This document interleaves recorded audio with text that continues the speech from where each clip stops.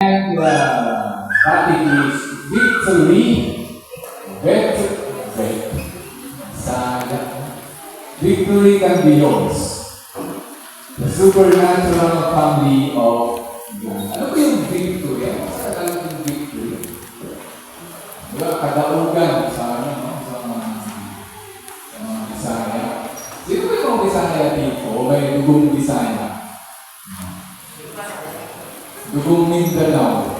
Bisaya sa Mindanao. Nasa Luzon kasi tayo eh. Victory, ano na ulit sa Tagalog yung victory? Tagumpay. Tagumpayan. Kapanalunan. Kapanan. Katagumpayan. No? Kadaugan. Mga sa amin, sa kadaugan. Victory can be yours. Kung mapapasa atin yung katagumpayanan. Yan, katagumpayanan. Tignan na lang. Ayun, mga awit o Psalms 119 verse 11.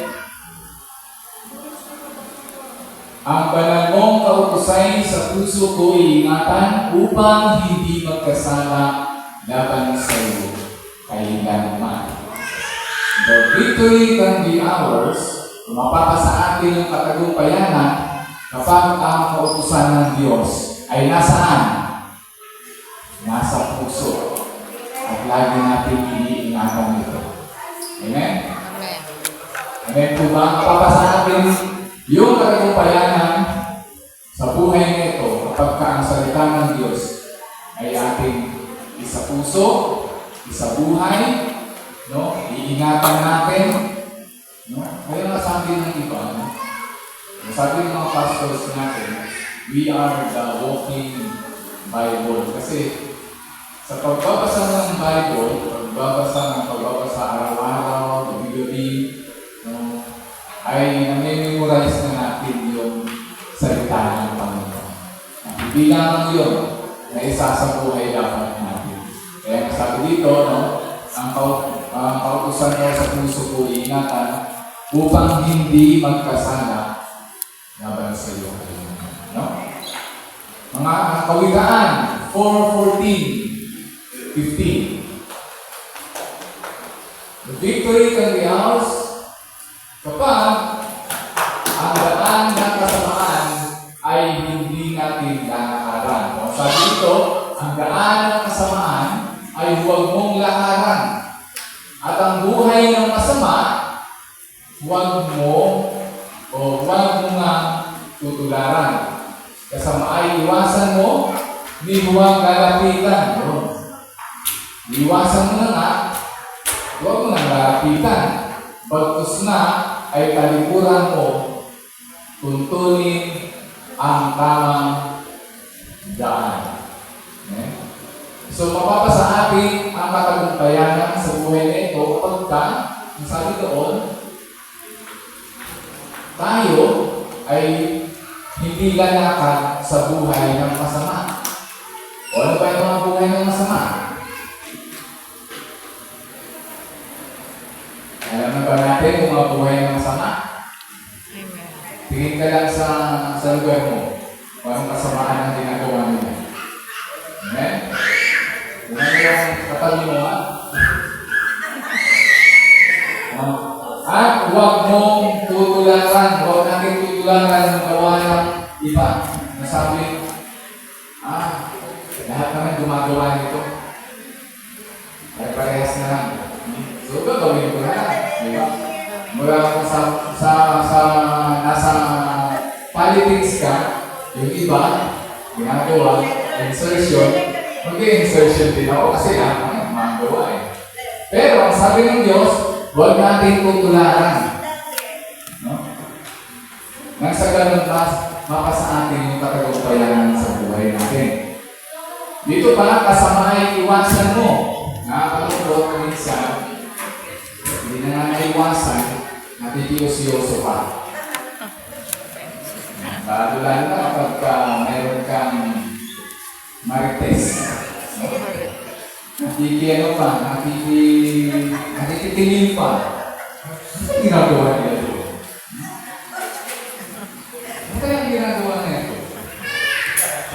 Sabi doon, kasama iwasan mo, hindi huwag lalapitan. Napakalaking babala ito sa atin na huwag natin lalapitan at magkos, talikuran po natin. Kapag nakita mo na mapapahamak ka na sa ginagawa mo, huwag mo nang gawin. Pagka kanina, sabi nga kanina, pagka nakita mo na meron, huwag kang tumawid, huwag ka nang tumawid. Kapagka driver ka naman, pag nakita mo ng dilaw na, huwag mo nang bilisan. No? Ang ano kasi ng mga driver, gano'n eh, kapag dilaw na, malapit ka na sa sa limit, o sa edge, bibilisan mo para makaabot ka, para pag nagpula, nasa gitna ka, para magpas ka na. Yan yung minsan nakakapos ng disgrasya. Kapag ka dilaw, ibig mo sabihin niya, magdahan-dahan. Kapag ka-drive, yung ibang driver, hindi. Kapag ka dilaw, bilisan mo. So yun. Next slide po. Matthew chapter 26, verse 41 to 43. Magbantay kayo at manalangin upang huwag kayong madait ng tukso. Ang espiritu'y nakahanda, ngunit ang laman ay mahina. Amen. Totoo po yun.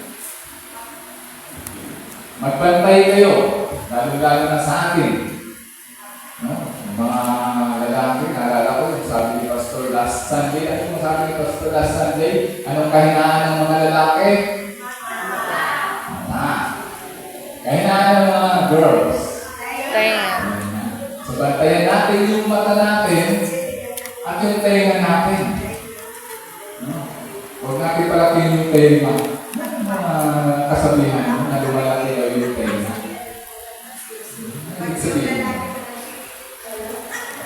Malaki yung tenga. So, bantayan natin yung tenga natin, yung mata, kapag nakakita ka na ng, alam mong hindi kalugod-lugod sa Panginoon, huwag mo nang tularan. No? Huwag mo nang gawin. Kapag may mga chismis kang naririnig, huwag mo nang i-chismis. Panalangin mo na lang. No?